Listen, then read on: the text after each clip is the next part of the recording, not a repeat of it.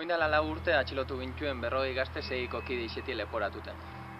Eta gaur egun gure kontrako epaiketi hasi da. Atxilotu gintuenien gure kontrako salaketak onartzeko eta gure lagunek salatzeko tortura egin gintuen. Eta epaiketako lehenengo hastien tortura egunarek ekarri behar izan dugu barriro gogora. Orduan, nire jarreakin azkatuta zeudela eta bilusteko agindu zidaten. Horretan hasi eta kuleretan nengoela polizia gazte bat sartu zen korrika, garrasika eta ero moduan gelara. Nire gana zuzenean eta bezarkatzen eta musuak ematen hasi zen, nire kontra igurtziz bularrak ukituz.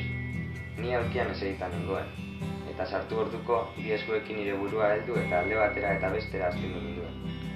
Bere aurpegian amurroa ikus nezakeen, begiak lehertu beharrean, eta ahotik lerdea zegoen.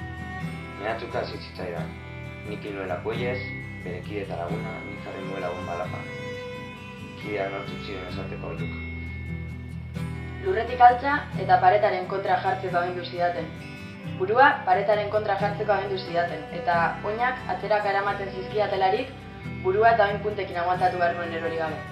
Besoak atzean jarri zizkidaten, galderak egiten jarraitzen zuten, eta postura horretan nengoela, kaputxari gabeko polizia titiak ukitzen hasi zen. Besoak horizontalki luzatuta, hainka bat jaso bestean pisua eta oreka mantenduz. Hala jarri ninduten, potrotan ostikoa jasotzen hasi nintzen. Gazteanketatik heldu eta arrastak atera zuten geratik. Beraien artean, no respira, está muerto, esaten entzun nien. Ahora ez du turno Maialen, esan zidaten.